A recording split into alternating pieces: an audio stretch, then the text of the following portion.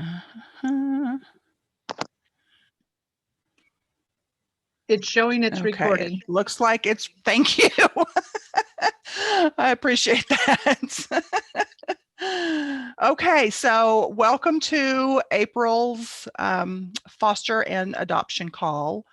Last month I was not feeling well, and so I wasn't able to come on. Apologize for that.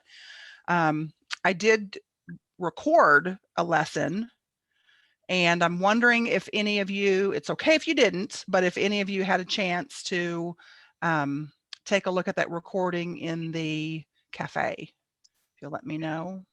It's been a really difficult month, so no, we haven't. Yeah. Totally okay. Okay. So I'm Nicole gonna, did. yeah. Thank you. I'm gonna reference it a little bit today, but not so much. So basically what I talked about last month, if you guys have, you know, a little spare time, talked about the role of fear in fostering and adoptive parenting. So the other thing I noticed with the very first lesson that I did, my internet, of course I knew this, my internet's really bad when I'm at the cabin. We live in a cabin in the woods in Montana, and it's a very peaceful setting, but the internet is lousy. So that first one, it was really difficult. Like my audio was okay, but the visual was not. So hopefully, I've moved down to the middle floor, which is closer to where our router is. So hopefully that'll help. The other thing I did is I went ahead and recorded the lesson. So I'm going to share screen and then show you all this lesson that I've prepared. And then we can come back on together if you want, unmute yourself, and then we can kind of talk about that. So let me check. Okay, screen share.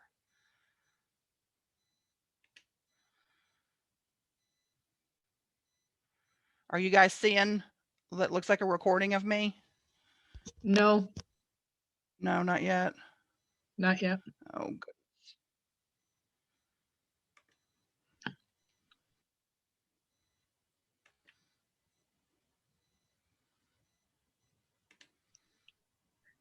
There we go. Something's Okay. coming up.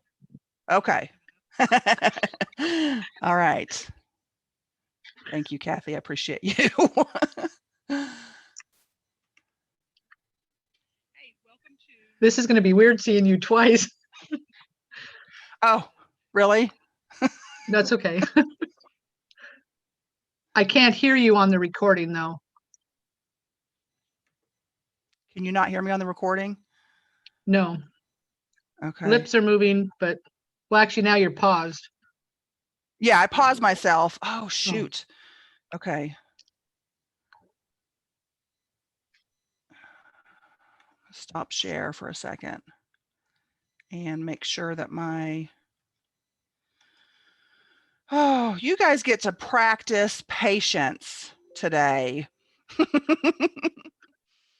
You get to practice loving me through my technology issues. It's nice to know I'm not alone. Wow. Okay. Let me make sure volume looks like, okay. We'll try it again. And please let me know if you can hear me on the recording. You know, as we think about and talk about, It's very low. ways that we can help shape our children's behaviors, you know, those big explosive behaviors, as we look at how we can you know, do things like what we talked about last month, create an environment of felt safety.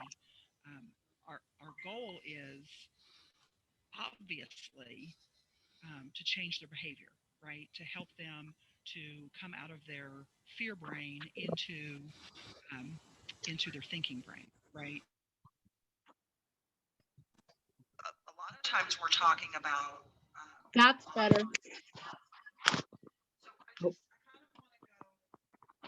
It was.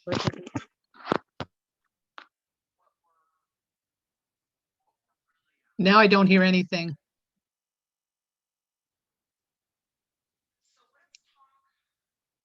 The video is very laggy also.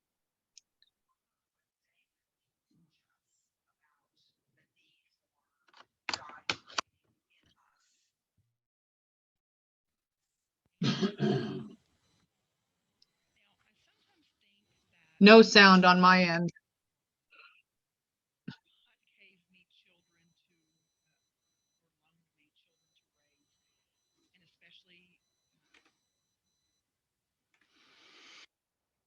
Okay, we won't do that then. And you said it was, Kathy, you said it was laggy too? Yes. Okay. All right. What about the rest of y'all? Could you, what were you experiencing? There was like Hey. 1 second where it was, oh, sorry, Anna, go. No, it's okay. I was going to say that it was really, it was going well at first, and then it got really laggy, and then you did that thing, and then it yeah, didn't work. Okay. Okay. Well, shoot. So maybe I'll try it one more time.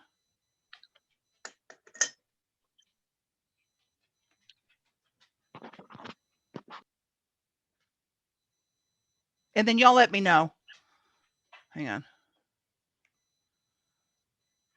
Share screen.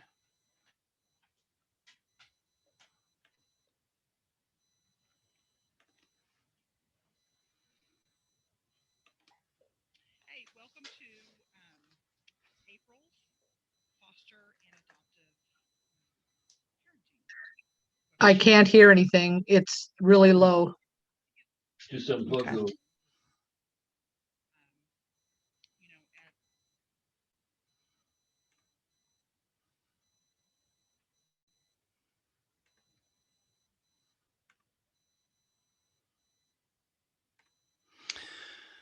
Okay, so it's not happening. We'll figure something out. I will unrecord us. Will unrecording us end it? Does anybody know?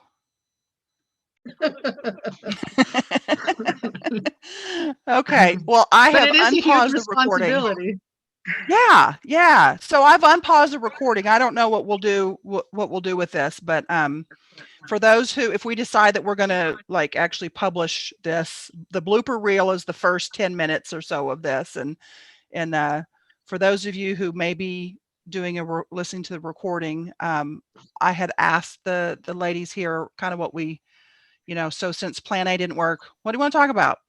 And Katie brought up a wonderful, subject, the siblings that are already in the home when a family fosters and adopts. And, as Katie said, we've got foster mom, adoptive mom, and a resident sibling in our participant group today. So, yeah, Kathy, if you want to just kind of, say again what you were saying about, how the siblings in the home kind of got on a little bit more on your radar recently.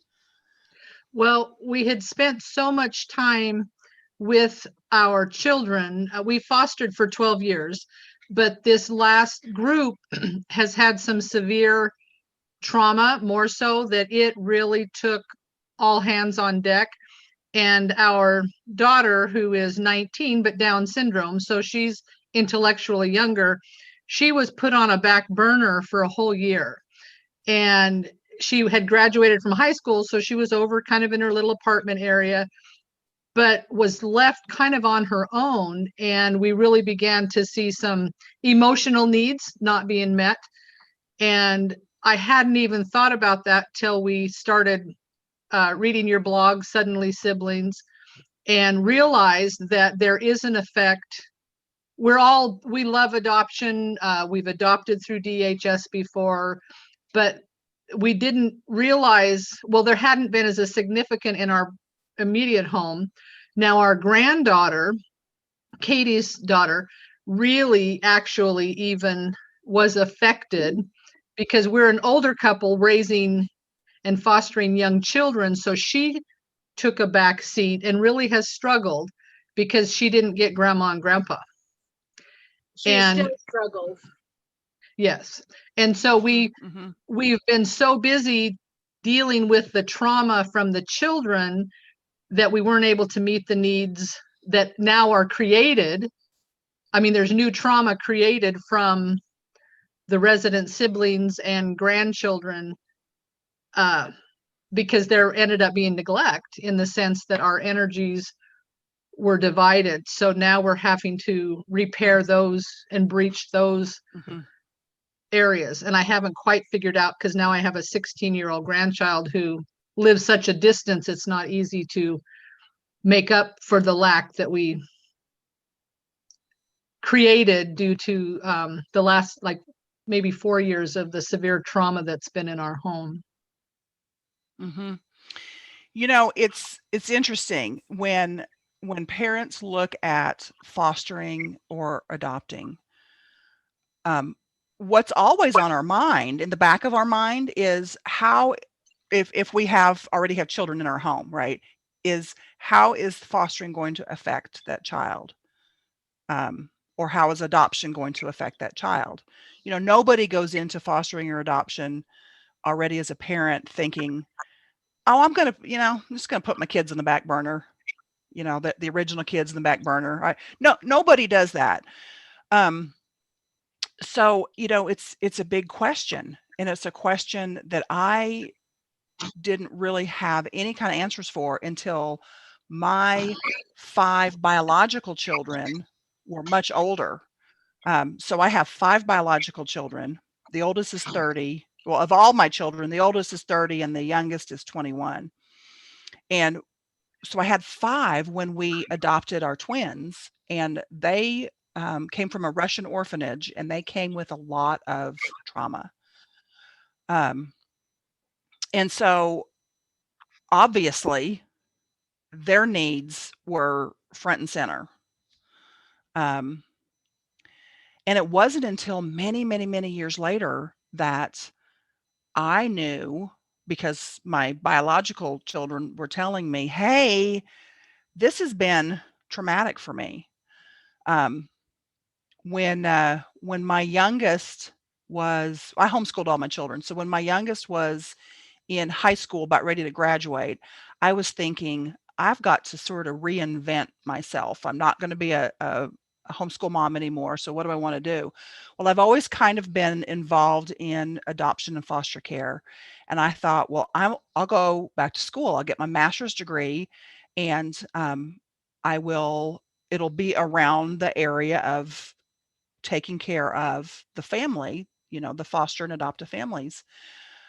And I was able to actually, because of this program that I was in, I was able to actually pinpoint study secondary trauma stress in resident kids.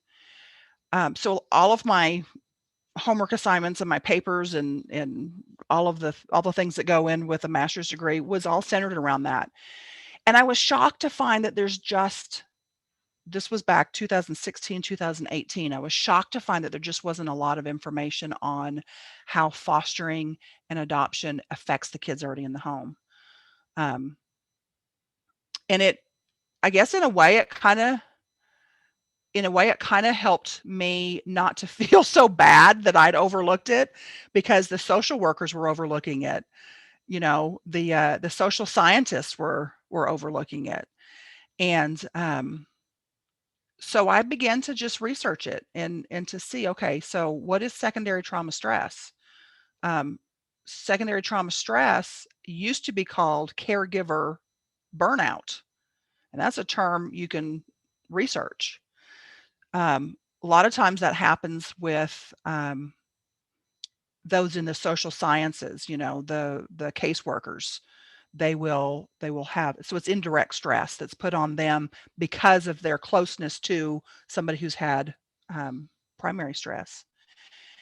And parents very much have secondary stress put on them. I mean, Kathy, Katie, you guys, right? You know that. You live that, and it's difficult, right? Extremely. Yeah. And then to find out that our resident kids, and resident kids are biological kids, they can be foster kids that came before, they can be adopted kids that came before. Ainagul is a resident child, and I'm gonna just tell your story. and she's also adopted, right? So what do you do, right? How do you help prepare children who are already in the home for all the changes that are happening in the family? There wasn't a lot of research. There wasn't a lot of, there was nothing. So God just kind of put me on this journey and said, okay, we're going to write some stuff. So I have some resources specifically on that, specifically on how to prepare. How the best thing is to prepare the kids before the new kids come into the home, right? But my heart, because of the experiences with my 5 bio kids, my heart is for families who have been doing this for a long, long time, where maybe the child is 16 years old, or in my case, 30, 28, 25, 40, right? Right. Yeah. Why is it that we think that it's too late? Like, why do we think that? Well, I just felt like a failure that I failed my children in trying to save others. I struggle with that. Yeah. Because now they Same. need trauma care. Yeah. Yeah. Yeah. It's of course we know guilt gets us nowhere, Right. unless it takes us to the foot of the throne. And I think that's what has happened with me. 5 children, each of them had varying degrees of effects of secondary trauma, stress. Secondary is not less than direct trauma. Secondary is indirect. It's, like I said before, it's being around those that have the traumatic experiences, listening to what they say, those secret nights when they're, talking before bed, and hear of the horrible, horrible things that happen to the new child. Secondary trauma stress can come from the often explosive behaviors that the new child has, because their little nervous systems are always on high alert, and they're learning how to be in a family. And as difficult as that is on them, for the resident kids to experience that, not know what's going on, want to help, they're like us, right? We want to help our kids. We see that they're hurting. We want to help them. And when we can't, that's one of the hardest things for us as parents. It's the same with resident children wanting to help their siblings, fostered adopted siblings, and not being able to. But yeah, guilt in, my motto that y'all hear me say, I didn't coin it. It's a paraphrase of Maya Angelou. Once you know better, you can do better. When you get in that part, isn't it great? When you get in that area where you know better, if we're not careful, that's where the enemy can get us.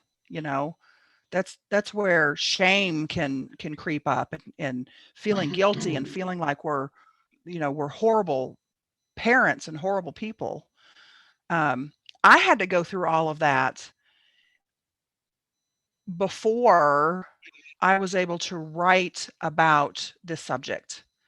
Um, and I've written one parent book on this subject, and I've written 2 children's workbooks on this subject, and then I've written tons of articles on this subject. But I had to go through the guilt phase. It was hard. It was Well, hard. we were so blind to it at first because like our daughter that's in our home, Abigail, she's all on board. She loves and really knows that this is our calling, but Mhm. yet she was struggling and was pushing back some of her feelings. We dealt with a lot of spirit of jealousy, and so she had to walk through because she lost her baby. You know, when you add a child in, she lost her birth order, so to speak. And Mhm. we did not see it for the first, we didn't actually tie it to the fostering aspect of it. And so we've just acknowledged it. And so we're talking to her. So it's an effort of, we're making special time now for her. So I think the healing for her will be faster because she has a basis of a loving family. We're not perfect, but we just were Mhm. blind.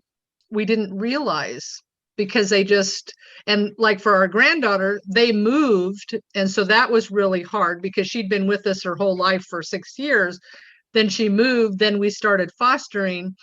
And so in several of our foster children called us grandma and grandpa. So, she reminded me quite often, I'm your grandchild.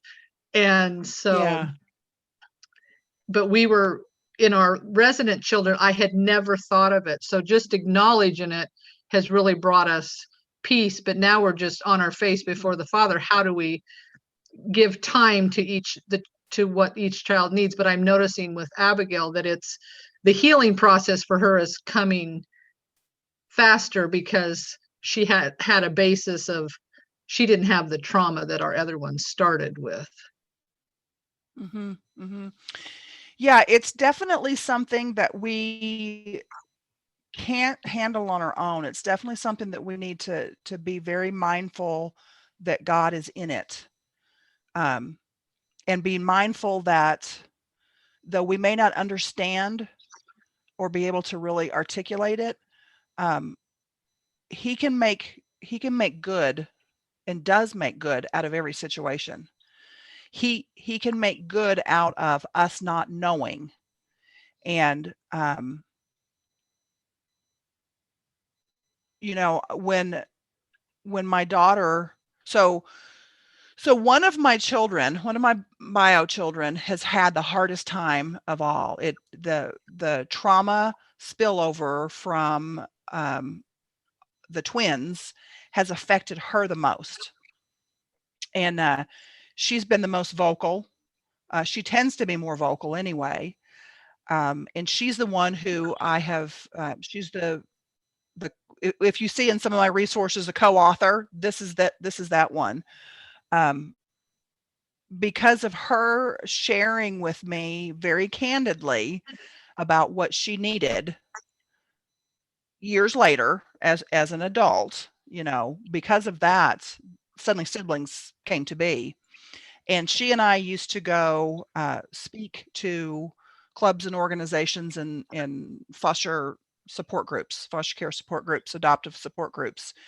Um, and the message that she gave um, was that it's never too late to have those conversations with your resident kids, even if it's been years since the trauma and everything, even if they've been out of the home. And she didn't like she wouldn't she didn't say it specifically like that. At the end of our presentations, there was always a question and answer session, and the parents would would start asking these questions, and always there would be somebody, one of the parent, I mean, and they're in tears, right? And they would ask her, if you had it to do all over again, because she was very candid about the issues that she had, because I didn't know better, right? My husband, her dad, didn't know better. And they asked her, if you had it to do all over again, would you do it all over again? And she says, absolutely. And that just lifted a burden off of all the parents every time we would speak. And they were, oh, okay, there's hope. There's hope.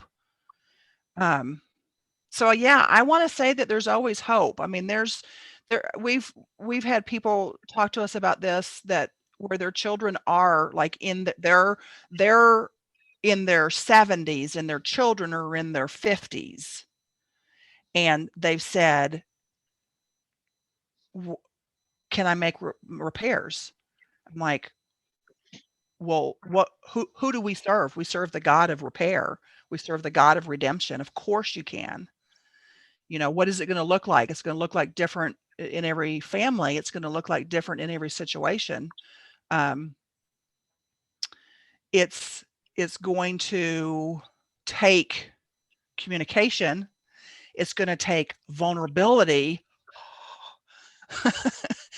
It's going to take us coming to God and asking him to get into those places of us that we maybe never asked him before.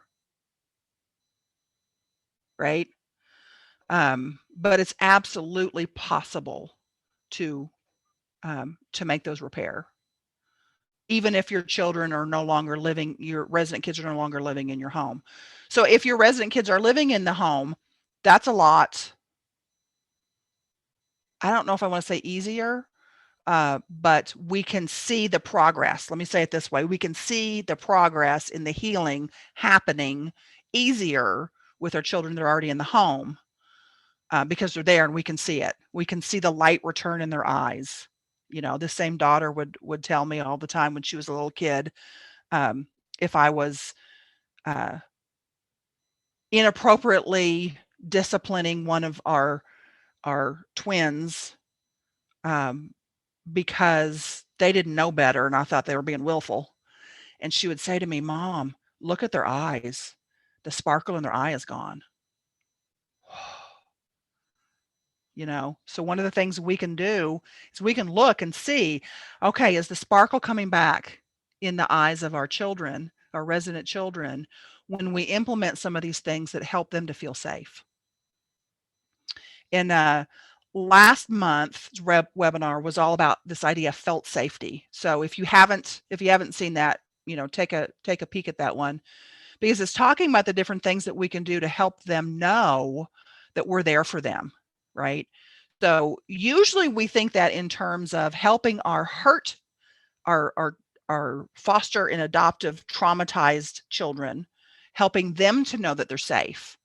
But those same principles that we learn in helping to disarm fear in our newer children, we can use those same principles for the children that have been in our home for a long, long time. Same principles work, which is beautiful. Yeah. We had another unique situation. We had a foster child who she's been in our life since she was 5 months old, and she's going to be 8 in July. And we became her grandma and grandpa. And so her family life is tumultuous, and she's now living with her bio dad, but her whole life has been, we were her safe place. And then she even struggled when our new children came in, because of fear of losing us and that place, because then some other children came in and we left her bed, because we have a bedroom where the girls share, but we even tried to leave the specific bed she slept in so that was always her bed when she came to visit. And so because we're really into reunification with fostering, and so we build a relationship with the parents. So we've been able to have them still in our lives. And so it's been fascinating this year having and realizing all the different trauma, because she even had then trauma of losing and went back to some of her old behaviors when she would come to visit to get, because she's grown up getting negative attention. And so in order to get our attention, and she loves the kids that we have now, she absolutely bonded with, they're like best friends, our little girl that we have now. But it was really a unique thing to see.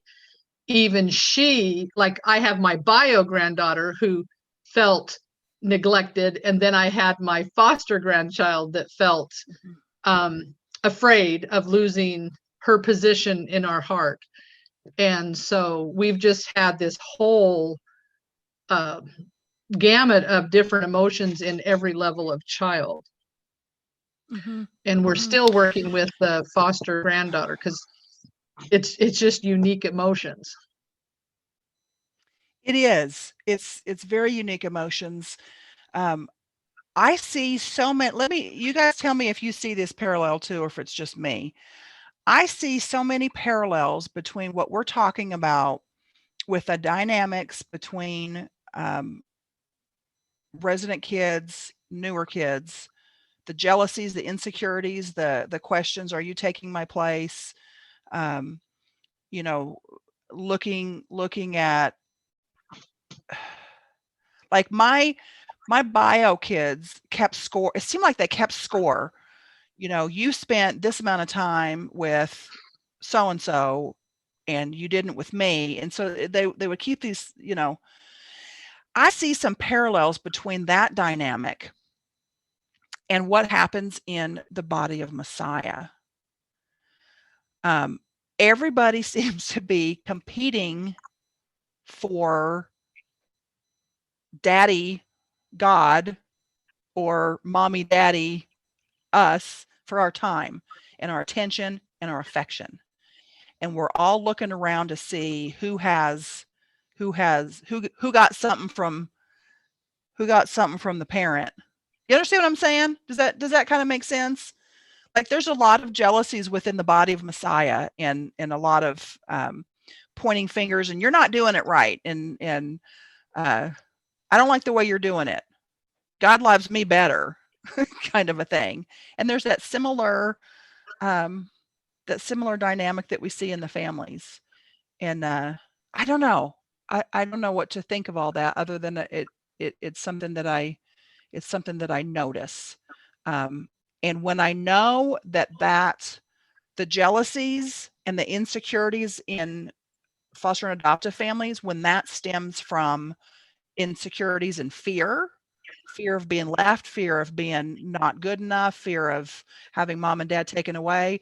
When I see that fear around that, it kind of makes me understand maybe some of the fear that I have because I get jealous of heavenly daddy's other children. Look what they get. I don't have that. You know, he seems to be spending more time with them and not me. I feel that way sometimes. And it helps me to understand that that's coming from safety issues that I have. That's coming from an insecure attachment that I have with my heavenly daddy, the same way that in my family in the natural, some of these issues are because of insecurities that the children have. What do you guys think of that? Is that weird? Is that way off base?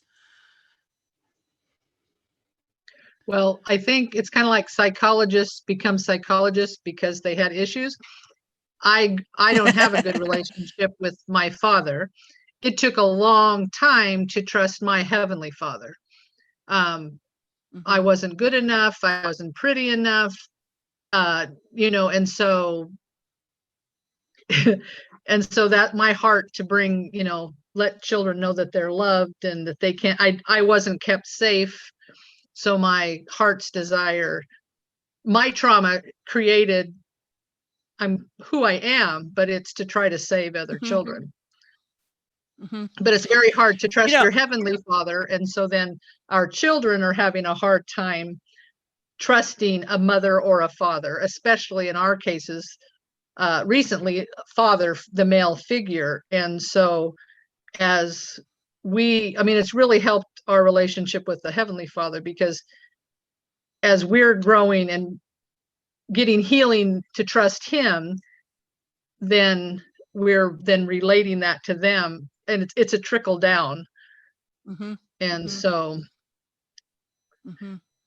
Definitely. You know, Kathy, you said something that I think is I kind of want to pull it out. You said because of the things in your own past, that's caused you to be more uh, desiring. You said it better than me. More desiring to help other people through those kind of things. Is that I was what you're not saying? kept safe. I've been rescuing children since I was 10 Yeah. Yeah. and trying Yeah. to protect them and keep them safe, because I never felt safe. Yeah. Yeah.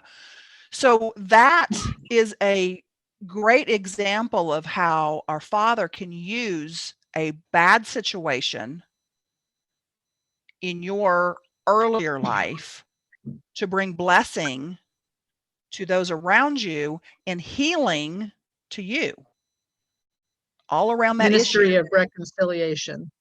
Mhm. Mhm. Yeah. And so so hold on to that thought, because when we look back at our resident kids that we say we weren't there for, God's going to use that in the same ways that he's using our early histories, right? To reconcile us with him and to help us be those ministers of reconciliation for other people with him. It's this beautiful circle of life kind of thing. So I think that is something that we need to keep to the forefront of our mind. We're gonna mess up as parents. You know, one of the I things practiced on that my oldest, and here she is. yeah. Oh, I know. Those oldest children of ours. God love them. But you know, we're not going to be doing this perfectly, and for some of us, the whole idea of not being perfect takes us to that unsafe place. We don't feel safe unless we're doing something perfectly. And I don't think I'm not going to say everybody has that kind of issue. I know that was mine. Um, and I when you guys watch the teaching that I have for this month, I'm going to share I won't share it here because I think we're going to put that recording on there. Maybe, I don't know. But the idea that in order to be accepted of God and accepted in the world, I had to be a perfect parent. And so my whole parenting was based on keeping up the appearance that I was a good parent. That's why it was so devastating to me. Not the only reason, but that's one of the reasons it was devastating to me to find out that I'd missed it so many times with my biological children, because I really thought I was doing a great job. I knew I was blowing it with my adopted sons. Bless their hearts. They were just living life, and I was just like, I don't know how to parent you guys. You're not doing it the way that my bio kids did it, you know. And so that kind of shattered my whole idea of being the perfect parent and always having the right answers and always being there and meeting all of their needs and blah blah blah blah blah blah blah. I mean, there was needs that they had that I didn't even know about because of the way I was raised, you know. Emotional needs. What? People have emotional needs? I was taught to suppress that, right? I shared about some of that in our first video together. I didn't know there was emotional needs that needed to be dealt with. Didn't make me a bad parent. It makes me one who was missing something. And so through the mistakes that I made as a parent, God was able to show me how I can meet those needs to them now, and then also heal some of my past, right? And Well, that's the thing about. Uh, Go ahead. I have a huge I want to be healed so then I can, that trickle down, that generational thing. So seeing all the trauma in these children, and then I don't want them to go through, I'm now 60. I don't want them to have to wait until they're 60. And so, and community, this group of women, the community is so important, because as we have community, then we're able to, I am not alone. There are so many of us out there that it's been that in itself is very healing. I love that. I was praying earlier today for that very thing. For the community. I'm in my 50s. I'll be 56 in June. Do I wish that I know now about God and have the relationship now with God? Do I wish I had it back then when I was younger and first starting out in parenting? Well, absolutely. But that wasn't God's plan. I mean, you know what I mean? But it's nice to think that some of the things that I've learned, not just about parenting, not just about resident siblings, but about how God meets us in these areas that we didn't know we had. He meets us, he meets us in the needs we didn't know we had. It's kind of nice to be able to share that with younger women on this path, because I didn't have anybody that said that to me.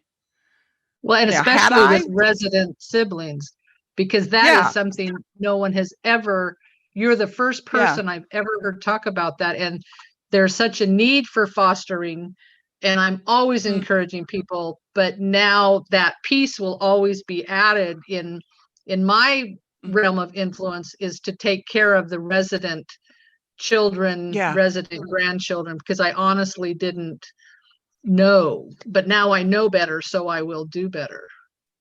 And it's nice to be able to share that piece with other people and say, hey, yeah, this is a thing. Let's it's not insurmountable, but this was something that we didn't really know about before. Yeah. There's something really interesting that's well, it's not even interesting isn't the word. It's beyond belief. It's beyond fantastic. That's been happening in the foster and adoption world as a whole. And I'm a tiny piece of it. Within the last, since I've been studying this and researching this, so since 2016, 5 years, and count my fingers, I'm actually hearing more people talk about the resident siblings than I ever heard before. And I don't, how when you, well, here's the only example I know to give is a stupid example. So you buy yourself a new car, not new, but new to you car, right? A Jeep Cherokee, purple. And now on the road, you always see purple Jeep Cherokees. You're like, what? Well, they've always been there, but you weren't paying attention. That's not what's been going on with an awareness of sibling issues. It wasn't there before. And it's there now. It's like exploding. There are 2 people that I know of within the last little bit that are like heavy hitters in the foster and adoptive realm that are concentrating now on sibling relationships and meeting the needs of the resident siblings. And I'm just blown away by that. It's absolutely fantastic to see that.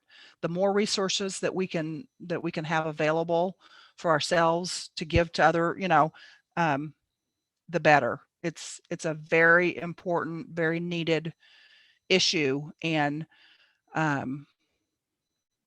yeah, I'm grateful to be one of the voices,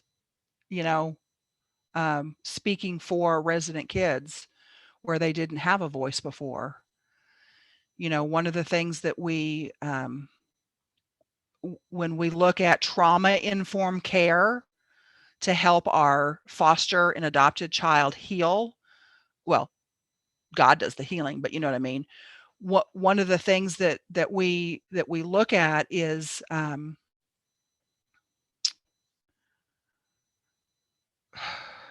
don't know where my mind was going with that. Bringing awareness of how we need to parent them differently, how we need to parent them in a way that doesn't just tell them, but shows them that they're safe, shows them that they matter, shows them that they're important, shows them that I can't change your past. I won't belittle it. I will respond to it the best I can. And now we can do that same thing, you know, for the children that were in the home first. We could use those same trauma-informed principles to show them that their voice is heard. You know, kids that come from hard beginnings, foster kids, adopted kids, they didn't have a voice. They weren't, they were silenced in so many different ways, and it was unfair, unwarranted. And so we, as their caregivers, we help them to bring back that voice, that so they can say what their needs are. You know, use your words, not your behaviors. Speak up for what you're worthy, you're valuable, and your voice has value, and I want to hear it. You didn't get to say it before, but now you get to. We can take that same attitude and that same training into our resident children and let them know you have a voice as well. I'm here for you. Right? So Yeah, that was the thing, the voice, because we've really been working hard on our littles. We call them our middles, but because they had lost their voice, but then we realized our resident siblings had lost their voice, and our granddaughter had lost her voice, position, and then voice. And that's so important for them to be heard. And we even actually sat down and had a family meeting and talked to her, because our foster children that we have are going to be long term. And we said, you know, we've spent this last year, COVID's been a blessing to us because it really gave opportunity to become a family. It was so hard in foster care because they're in school and there's so much trauma there. There's so much trauma in the home, but because we're still homeschooling, it gave them a chance to learn to be a family.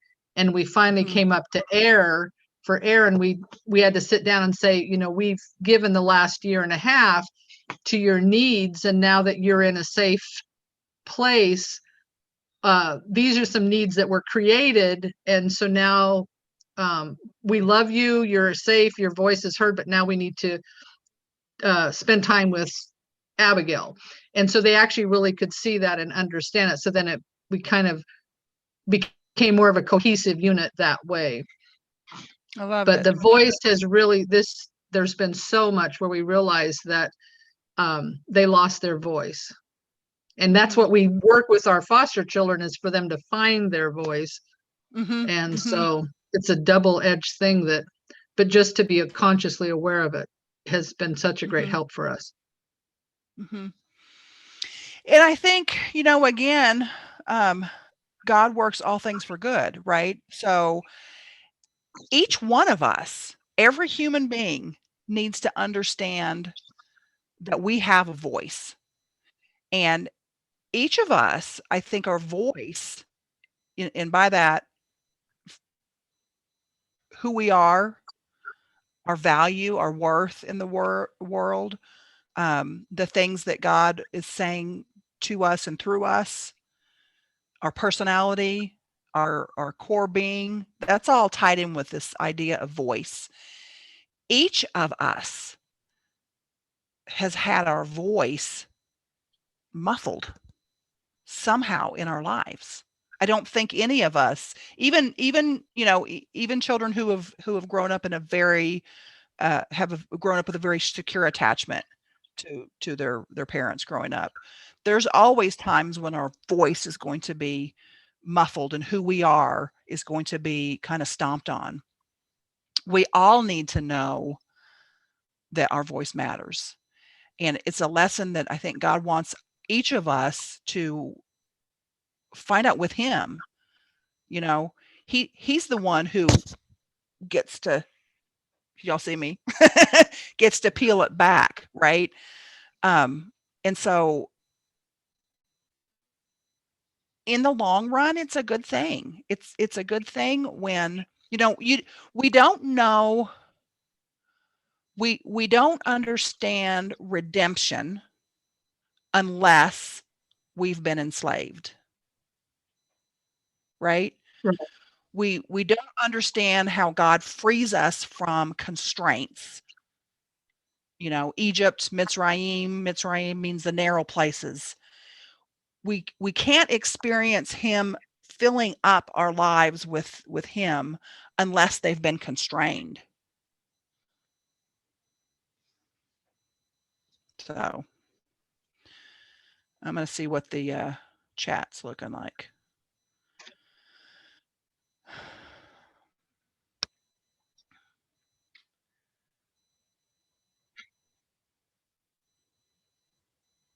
So Katie, I know your voice might be difficult, but do you have any insight for the resident sibling?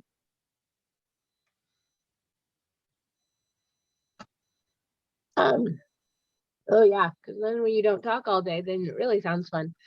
Uh, I don't know. There's a lot of stuff kind of going through my head that both as the resident sibling and as the parent of the grandchild. But also, I mean, we had a very unique situation in that mom had also was divorced and remarried. So then not only, so excuse me, before the adoption and stuff, I was a 21-year-old, 22-year-old with a new sibling and going through some trauma. So that added quite a different dynamic. And then I had my own child, which then that brought, another aspect into it. And then we really got into that adoption kind and fostering phase. And so a lot of things that, you just kind of being the oldest and being the girl, I think, the emotional, you just try to roll off your back because these other people have it like so much worse than you do, sort of thing, quote unquote. But I think in some of that, then I didn't allow my feelings and emotions to be expressed. And I mean, without sound, it's kind of weird too. And it's like your mom's there too. But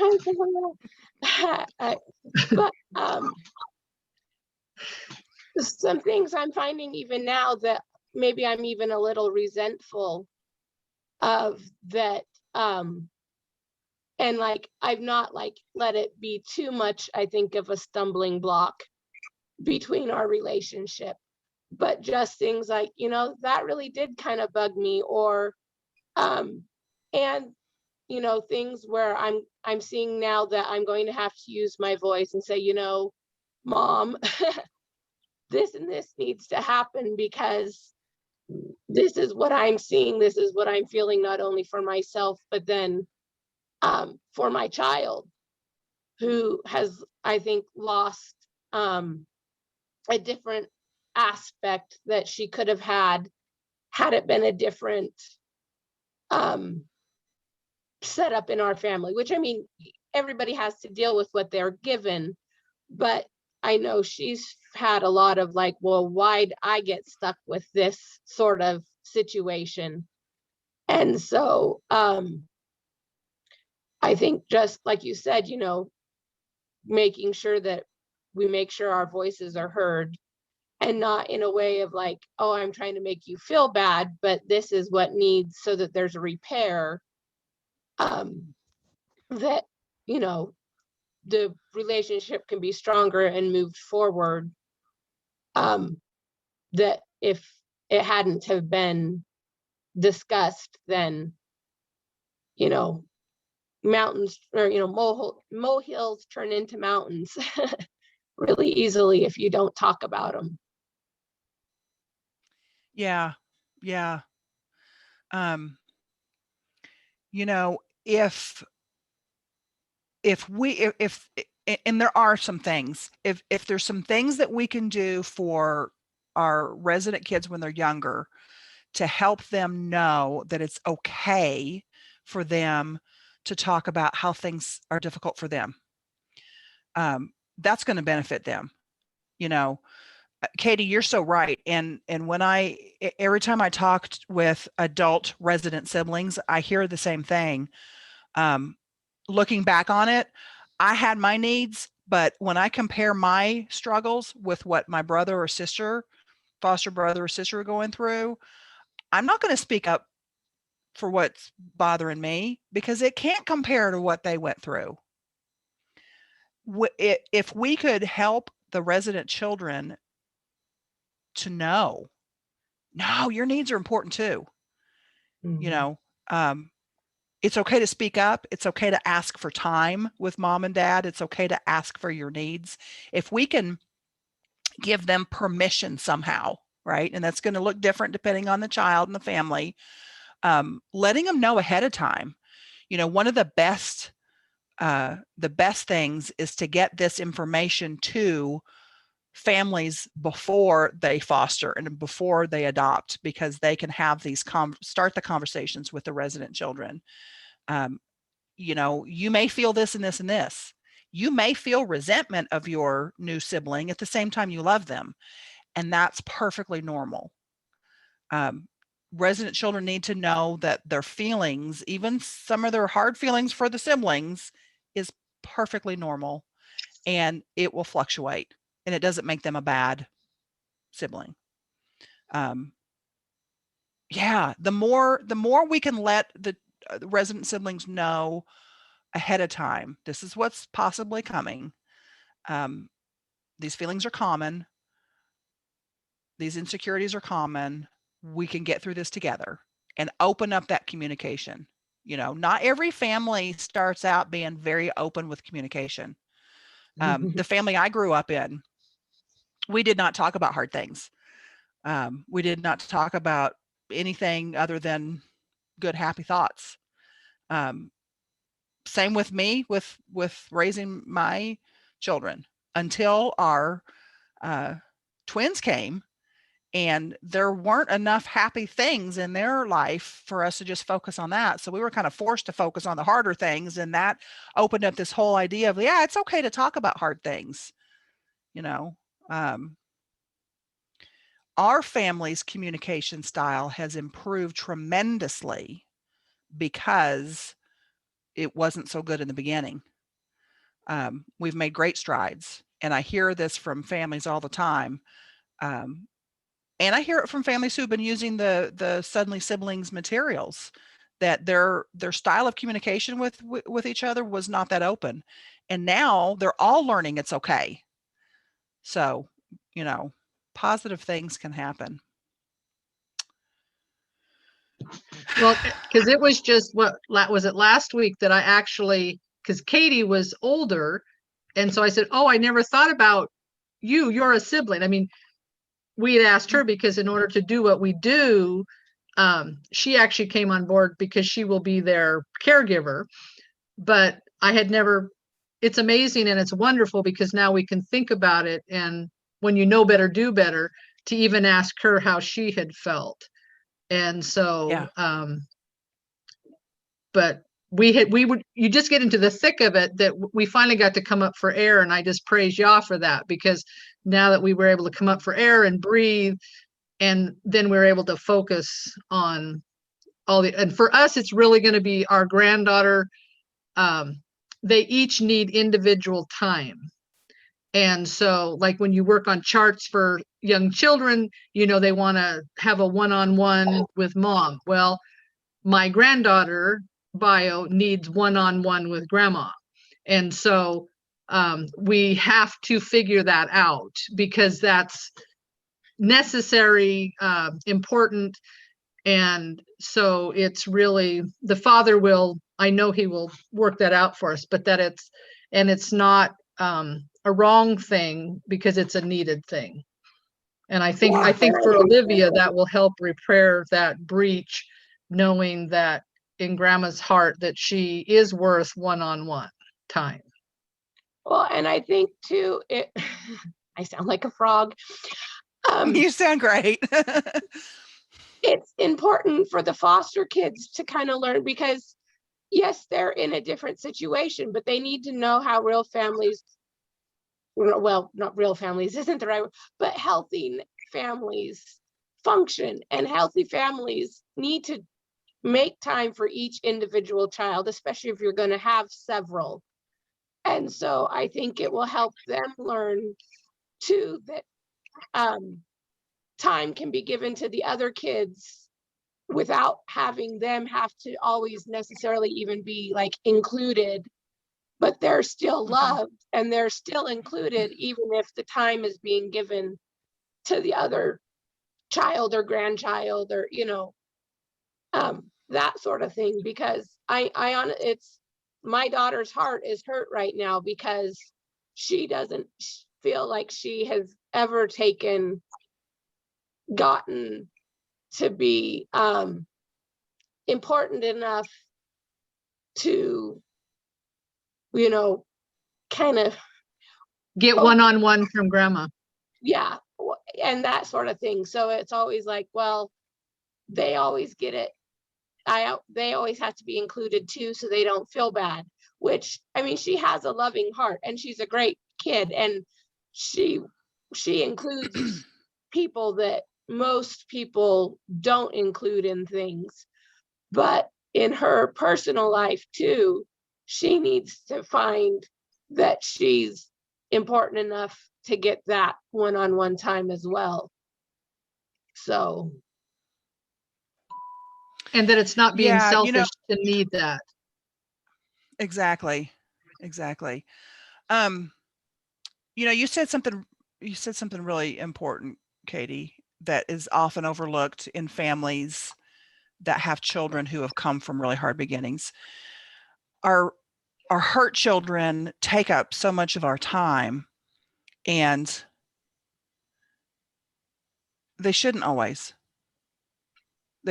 One of the things that they need to learn is that it's, so they come at us with fear, right? Not feeling safe.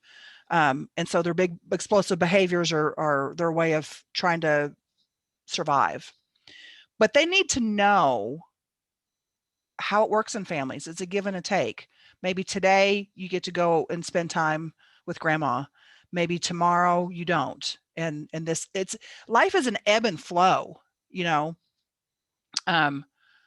It's that way with us and the Father. I mean, certain times of the year we have more closeness with him, his holy set apart days, Shabbat. That doesn't mean he's not there for us other days. It's just sometimes you got to take your turn in a sense, you know what I mean? And it's okay for our children with the big explosive behaviors to see that we can attend to another sibling's need and then come back to them. Because their fear is that when your attention is off of them, you're going to forget them, especially children that have come from neglect. So it's going to be a hard dynamic, but it's something that's going to be good for them. They need to see that we're just one parent, and we have love for everybody, but our time is not infinite. Our love may be, but our time is not infinite, right? And it's good to see that. Yeah, definitely. Because so many times in foster and adoptive families where our children do have these hard behaviors, it's all consuming and it's all about the squeaky wheel gets the grease. And it's okay for us to break out of that cycle of thinking that we have to always, always, always, always focus on the one who's like screaming in our face. Mm. So this was good, you guys. I'm kind of glad that our recording messed up. So, and other family, other moms who if we're able to get this uploaded and put on the cafe, other moms, you guys, you know, there's a place there in the cafe to make comments or, you know, get with me if you've got more, you know, things you want to say or questions or anything like that. This is a big topic. It's a new topic and it's exciting. One last thing I want to leave you guys with is this idea that I learned from trauma care about rupture and repair. So when you're the concept of working out muscles, right? You work and you work and you work, you're tearing little tears in your muscles. And that when you're not working out, your muscles repair, they've been torn and then they repair themselves. And it's the repair that makes the stronger muscles. Well, that's the same with attachment. When we have little breaks in our attachment with our child, not if, but when, that's a little tear. It's in the repair of that. When you come back 20 years later and you say, hey, I learned some things about what you might have needed when, or what you would have needed when you were younger. Can we talk about it? When you're ready, can we talk about it? Repair, right? There's no time limit on that. So there's going to be ruptures and then there's going to be repair. And it's in the cycle of rupture and then repair that builds attachment. And it builds connection and it builds closeness between us and our children, us and our friends, us and our spouses. Does that make sense? Yeah, that's good. So that's That gives why we can hope. say, yes, yes. I was stunned by this. I thought, what do you mean?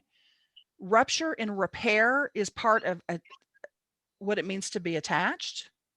Well, of course, when you think about it. So And now you have live guinea pigs, mother, daughter, and so the hope, we will be the fruit of the hope that we have. yeah, absolutely. Absolutely. There's always, I didn't used to believe this. There's always hope. There's always reconciliation. There's always redemption possible because our God is a God of hope and redemption and possibilities. You know, this isn't too hard for him. You know, healing relationships, that's not too hard for him. That's what he does. We just need to remember to bring him into our situations. That's the hardest thing. And he even helps us with that, you know? So, all right. Thanks, you guys. Well, now I I have guess lots of I will things to say- practice and live out. So Well, let me know. it's going to be a good summer. Yes, it is. Yeah. Isn't it? I know. We live in a Okay, day and an hour of no hope, but now we can show that there is. So I'm excited. It's true. The no hope is all around us. The rupture without repair is all around us. But we have the God who repairs, and he will put the tools in our laps. He'll bring the people to us. You know, Resident sibling issues. That's the purple Jeep.